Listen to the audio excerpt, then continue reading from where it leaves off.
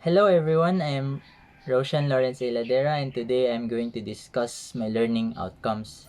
So one important thing that I learned from those videos is the differentiation of prejudice and discrimination.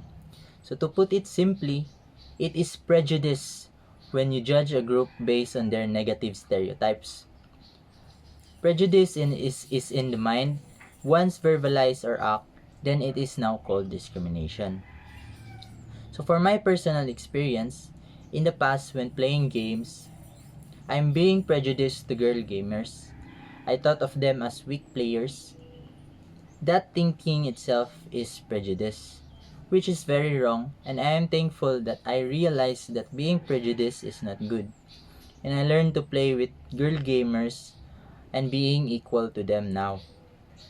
Now, I have come up with 4 things to remember in order to handle biases and prejudices. First, surround yourself with friends.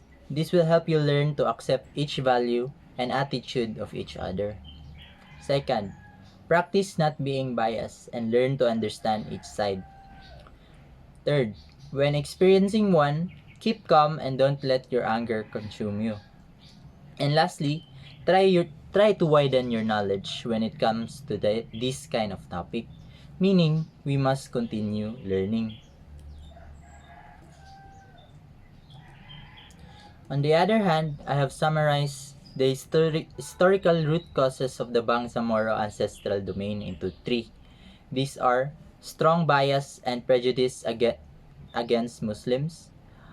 Muslim Filipino were least likable ethnic group. So on the other hand, I have summarized the historical root causes for the Bangsamoro ancestral domain into 3. First, strong bias and prejudice towards Muslim. So Muslim Filipino were least likable ethnic group and Filipinos were biased against Muslims. Minoritization of the Bangsamoro in their homeland. So in 1918, the Muslims were dominant in Mindanao, but the government settlement and development programs reduced them together with the indigenous people. Third, failure of the government. So the government failed to protect the interests of the Bangsamoro people and their lands.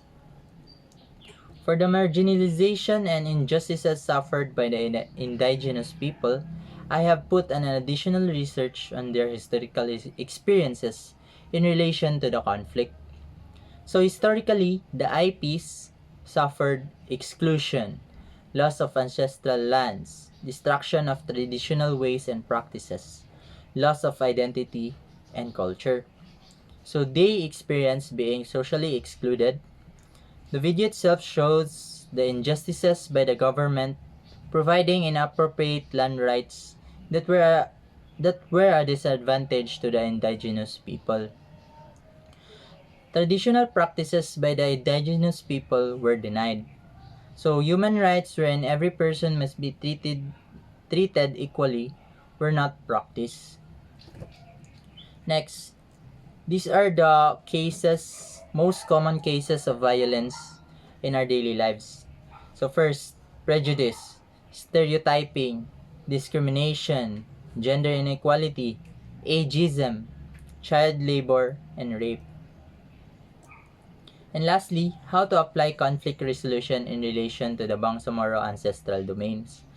So in the video, it shows that we need to sustain political commitment to prevent marginalization and dispossession. Respect land rights and traditional claims and practices. Design reparation and transitional justice measures. Ensure efficient land management services. Streamline the land titling process.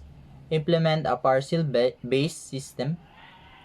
Support community-based dispute resolution. Adopt a hybrid legal, traditional, or customary process for systematic and conflict adjustment and titling. And lastly, we must correct these historical injustices.